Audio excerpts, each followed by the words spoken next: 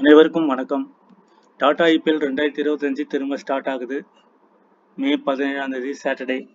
அந்த மேட்சுக்கான ஒரு full preview தான் பார்க்க போகிறோம். மேட்ச் நம்பர் 58 சாட்டர்டே இரவு 7:30 மணிக்கு. யார் யாருக்கு இந்த மேட்ச்னு பார்த்தீங்கன்னா, royal challenger Bangalore and Kolkata knight riders இந்த ரெண்டு டீமுக்கான ஒரு மேட்ச் அண்ட் ஃபுல் ப்ரிவியூ தான் பார்க்க போகிறோம். ஒரு 7 to 8 days, ஒரு 1 week ஐபிஎல் மேட்ச் நடக்கல. அதுக்கப்புறம் திரும்ப ரெஸ்யூம் ஆகுது. உங்க எல்லாருக்கும் தெரியும், இந்தியா பாகிஸ்தான் வார் இது கண்டினியூஸா நடக்கும். ஜூன் 5 வரைக்கும் இந்த மேட்சஸ் எல்லாமே ஐபிஎல் நடக்கும். இந்த மேட்சுக்கான ஒரு ஜிஎல், ஒரு எஸ்எல்லாம் நம்ம எப்படி எடுக்கலாம் அப்படிங்கிறத பார்க்க போறோம். பிச் ரிப்போர்ட் வந்து சின்னசாமி ஸ்டேடியம் இந்த மேட்ச் நடக்குது.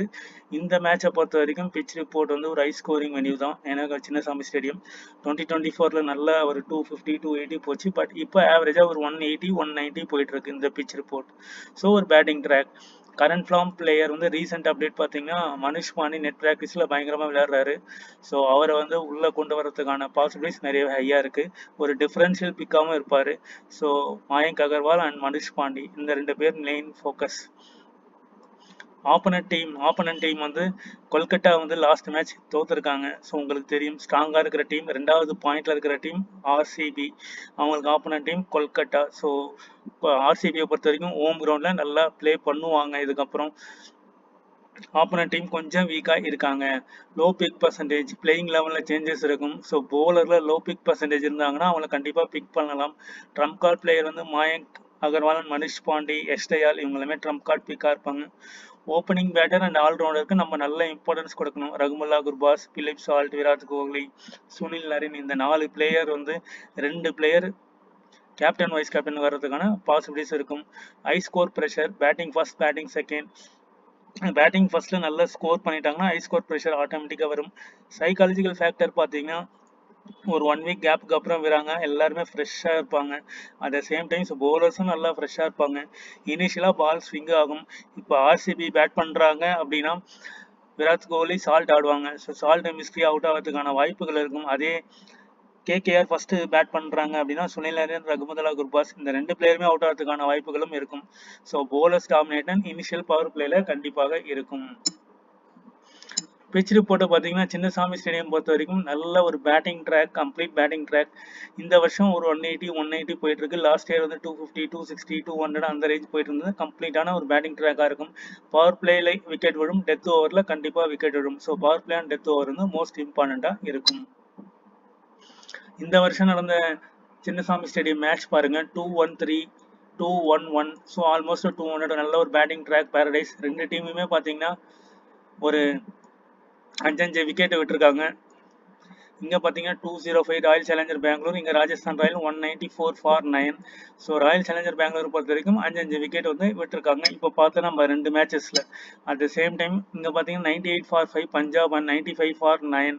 So royal challenger Bangalore 95 run 9 wicket விட்டுருக்காங்க. இது வந்து ஒரு short over match, 14 over match. At the same time அடுத்த மேட்ச் பார்த்தீங்கன்னா 163க்கு 7, இவங்க 169க்கு 4. ஸோ ஆப்போனன்ட் டீம் பாருங்க 5 wicket, opponent team 4 wicket. So ஒரு டீம் வந்து 5 விக்கெட் தான் விடுறாங்க, இன்னொரு டீம் வந்து 9 விக்கெட் 8 விக்கெட் 7 விக்கெட்ஸ் அந்த மாதிரி விடுறாங்க. Royal challenger Bangalore 169 for 8, Gujarat titan 170 for 2. Opponent ரொம்ப கம்மியாக விடுறாங்க, பெங்களூர் அதிகமாக விட்டுருக்காங்க. ஸோ இந்த ஸ்கோர் கார்டெலாம் நம்ம என்ன சொல்ல வரோம், என்ன நடந்திருக்கு அப்படின்னு பார்த்தீங்கன்னா, டீம் ஏ, டீம் பி இப்படி வச்சுக்கலாம். அது எந்த டீமாக வேணா இருக்கட்டும், ஆர்சிபியாக இருக்கட்டும், கேகேஆராக இருக்கட்டும். ஸோ இந்த மாதிரி 2 விக்கெட் விழுது, இந்த மாதிரி 5 விக்கெட் 4 விக்கெட் விழுது அப்படின்னா, டீம் பி, ஒரு உதாரணத்துக்கு டீம் பியில் வந்து 1 bowler, மேக்ஸிமம் 2 bowlers, இங்கே வந்து மேக்ஸிமம் 3 to 4 bowlers, 3லேருந்து 4 bowler. அப்போ இங்கே ஒரு 3 bowler அப்படின்னா இங்கே ஒரு bowler, இங்கே வந்து ஒரு 3 bowler அப்படின்னா இங்கே வந்து ஒரு 2 bowler, இல்லைனா இங்கே 4 bowler, இங்கே வந்து ஒரு bowler. இந்த காம்பினேஷன்ஸ் தான் இந்த ஸ்கோர் கார்டு வந்து ஒர்க் அவுட் ஆயிருக்கு. பெங்களூரை பொறுத்த வரைக்கும் டாப் லீடிங் ரன் ஸ்கோரர் வந்து விராட் கோஹ்லி 505. தேவ்தத் படிக்கல் இந்த மேட்ச்ல விளையாடல, அதுக்கு பதில் தான் மயங்க் அகர்வால் உள்ள வராரு. So Philip Salt, Rajat Patidar, Tim David, Jitesh Sharma, Krunal Pandya, so Romario Shepherd இதோட கம்மியாக தான் ரன் அடிச்சிருக்காரு. ஸோ விராட் கோஹ்லி தான் உங்களுக்கு டாப் மோஸ்ட் லீடிங் ரன் ஸ்கோரராக இருக்காரு. அட் த சேம் டைம் வந்து 4வது இடத்துல இருக்காரு. அதே மாதிரி டபுள் ஆப்ஷன்ஸ் உள்ள பிளேயர் பார்த்தீங்கன்னா ஜிதேஷ் சர்மா, குணால் பாண்டியா. இந்த 2 பேரும் வந்து டபுள் ஆப்ஷன்ஸில் இருப்பாங்க. குணால் பாண்டியா 4 ஓவர் கம்ப்ளீட்டாக போல் பண்ணுவார். ஜிதேஷ் சர்மா கேச்சிங் பொசிஷனில் பாயிண்ட்ஸ் வரும். பேட்டிங்கில் வந்தாலும் ஒரு குயிக்காக ஒரு 20 ரன்ஸ் அடிச்சாருனா கூட இவருக்கான ட்ரீம் டீம் பாயிண்ட்ஸ் வந்துடும். ஸோ ஜிதேஷ் சர்மா, குணால் பாண்டியம், விராட் கோலி.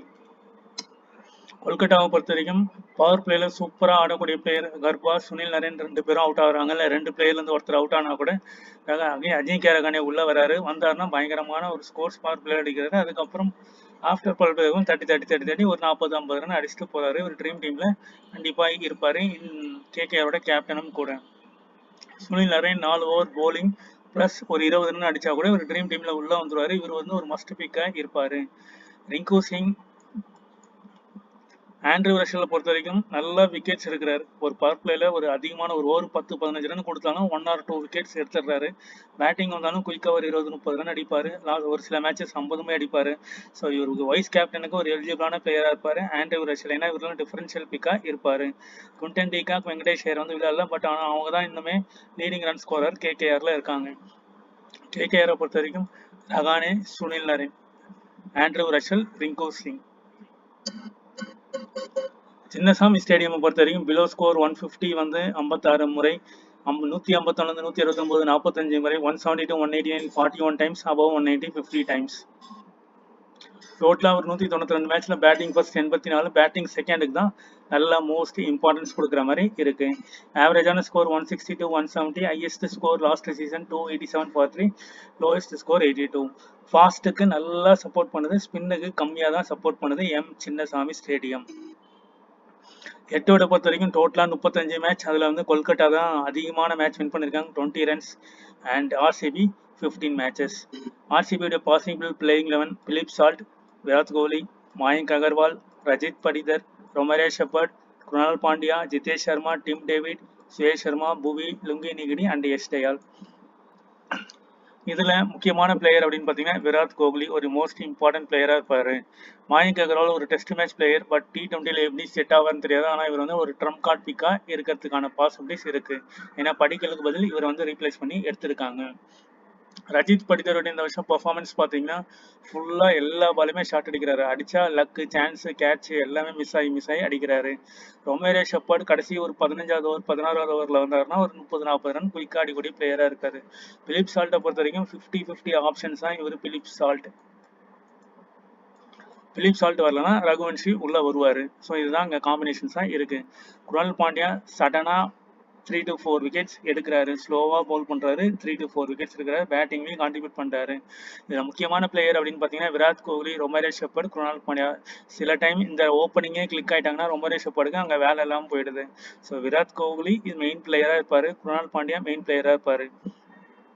போலிங்கை பொறுத்த வரைக்கும் எஸ் டயால், நுகிடி அண்ட் புவனேஸ்வர் குமார், சுயேஷ் சர்மா இந்த 4 பிளேயர் இருக்காங்க. குணால் பாண்டியா ஒரு 5 பிளேயர் இருக்காங்க.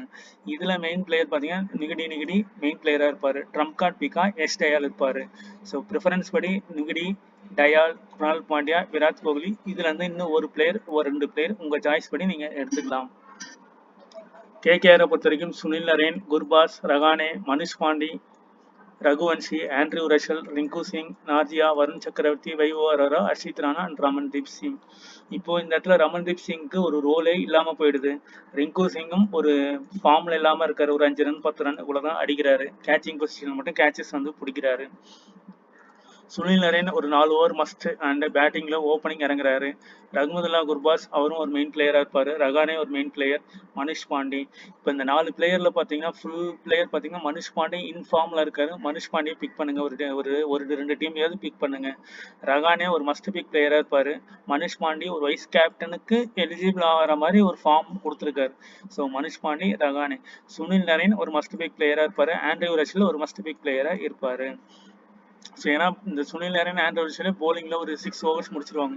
இவர் ஒரு 4 ஓவர்ஸ் போடுவார். ரஷல் ஒரு 2 ஓவர்ஸ் போடுவார். வருண் சக்கரவர்த்தி இப்போ ரீசெண்டாக நல்ல விக்கெட்ஸ் எடுக்கிறாரு. இவர் ஒரு மஸ்ட் பிக் பிளேயராக இருப்பார். ஸோ சுனில் நரேன், ரஹானே, ரஷல், வருண் சக்கரவர்த்தி. இந்த 4 பிளேயர் மஸ்ட் பிக்காக இருப்பாங்க. இதில் கர்பாஸ் வந்து 50-50 ஆப்ஷன்ஸில் இருப்பார். மனிஷ் பாண்டியவே நீங்கள் ட்ரம் கார்டு பிக்காக யூஸ் பண்ணி பிளான் பண்ணலாம். அர்ஷித் ராணா, வைபவ் வராரில் வந்து ஒருத்தர் வந்து நம்ம எடுக்கலாம். ஒரு டீம் வந்து நிறைய விக்கெட்டர்ஸை எடுப்பாங்க அப்படின்னா வைபவ் வராரு, அர்ஷித் ராணா. இல்லைனா இந்த 2 பிளேயருமே ட்ராப் பண்ணிவிட்டு ஸ்ட்ரெயிட்டாக வருண் சக்கரவர்த்தி, ரஷல், சுனில் நரேன், ரகானே, மனிஷ் பாண்டி இந்த டீம் காம்பினேஷன்ஸோட உள்ளே போகலாம். ஸோ ஒரு பாசிபிளான பிளேயிங் 11 மிக்சட் 11 பார்த்தீங்கன்னா சுனில் நரேன், வருண் சக்கரவர்த்தி, Virat Kohli, Manish Pandi, Kunal Pandya, Vaibhav Arora, Gurbaz, Andre Russell, Yash Dayal, Ngidi, Romario Shepherd. இந்த டீம்ல இருந்து ஒரு 3 to 4 பிளேயர்ஸை வந்து நீங்க சேஞ்ச் பண்ணுங்க. அந்த 4 பிளேயரை சேஞ்ச் பண்ணி நீங்க ஒரு 4 பிளேயரை உள்ள போட்டீங்கன்னா கண்டிப்பா வந்து உங்களுக்கு ஜிஎல், எஸ்எல் நல்ல ரேங்க், நல்ல பாயிண்ட்ஸ் வரதுக்கான possibilities are very very high. இந்த டீம் நல்லா பார்த்துக்கோங்க. சுனில் நரேன், வருண் சக்கரவர்த்தி, விராட் கோலி. கேப்டன் பிக் பார்த்தீங்கன்னா ரகுமல்லா குர்பாஸ், விராட் கோலி. ஏன்னா இவர் வந்து கீப்பிங் பண்ணுறாரு. ஒரு 40-50 ரன் அடித்தா கூட captain pick, captain and vice captain பிக்கு எலிஜிபிள் ஆகிடுவார். விராட் கோலி உங்கள் எல்லாருக்குமே தெரியும், அவர் ஸ்டாண்டர்டாக நின்று ஆடக்கூடிய ஒரு பிளேயர். மனுஷ் பாண்டியோட ஹோம் கிரவுண்டு தான் அந்த சின்ன சாமி ஸ்டேடியம். அதனால தான் டிஃபரன்ஷியல் பிக். இவருக்குமே வந்து வைஸ் கேப்டன் வந்து ட்ரை பண்ணலாம். மயங்க் அகர்வால் எப்படி பர்ஃபார்மன்ஸ் பண்ணுவார்னு தெரியல. ஸோ பொறுத்திருந்து தான் பார்க்கணும். ஆனால் ட்ரம்ப் பிக்காக இருப்பார். 50-50 ஆப்ஷன்ஸில் மயங்க் அகர்வாலை எடுத்துக்கலாம். ஆர்சிபியை பொறுத்த வரைக்கும் 90% வின்னிங்கில் இருக்காங்க. 10% தான் கேகேஆருக்கு சான்சஸ் இருக்கும்.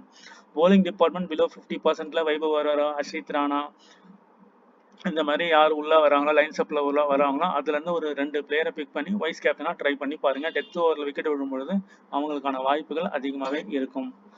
போத் இன்னிங்ஸுமே எல்லா விக்கெட்டும் லாஸ் பண்ணாலுமே ஒரு டீம் வந்து 5 விக்கெட் லாஸ் பண்றாங்க, ஒரு டீம் வந்து 9 விக்கெட் ஆவரேஜா லாஸ் பண்றாங்க. அதுக்கேற்ற மாதிரி நம்ம போலர்ஸை வந்து இது பண்ணணும். இப்போ ஆர்சிபி ஸ்ட்ராங்னா ஆர்சிபியோட டெத் போலர்ஸ் புவனேஸ்வர் குமார், எஸ் தயால். எஸ் தயால் பார்த்துருப்பீங்க, சென்னை சூப்பர் கிங்க்கு எதிராக பயங்கரமா போட்டு வின் பண்ணி கொடுத்துருப்பாரு, விக்கெட்ஸ் எடுத்திருப்பாரு. அப்போ அந்த இடத்துல 2 விக்கெட்ஸ் எடுத்திருப்பாரு. ஸோ எஸ் தயால் ஒரு மெயின் கான்செப்டா இருப்பாரு. ஸோ எஸ் தயாலை உள்ள கொண்டு வாங்க. அதோட சேர்த்து பவர் பிளேல இன்னொரு போலர் யாரோ அவங்கள கொண்டு வந்தீங்கன்னா நல்லா இருக்கும். அதே மாதிரி கேகேஆரை பொறுத்த வரைக்கும் அர்ஷித் ராணா, வைபவ் வராரா, ஆண்ட்ரூ ரஷல் தான் டெத் ஓவர் ஸ்பெஷலிஸ்டா இருப்பாரு. ஸோ ஆண்ட்ரூ ரஷல்ஸுக்கு இம்பார்ட்டன்ஸ் கொடுத்து நம்ம டீம்ஸை வந்து கிரியேட் பண்ணலாம். செகண்ட் பேட்டிங் டீம் வந்து ஈஸியா சேஸ் பண்ணுவாங்க. ஸோ இதுதான் இதற்கான அப்டேட். டெலகிராமில் ஜாயின் பண்ணுங்கள். டெமோ டீம்ஸ் கொடுக்குறோம், அதுலேயும் பாருங்கள். சப்ஸ்கிரைப் பண்ணாதவங்க சப்ஸ்கிரைப் பண்ணுங்கள். தேங்க்யூ ஃபார் வாட்சிங்.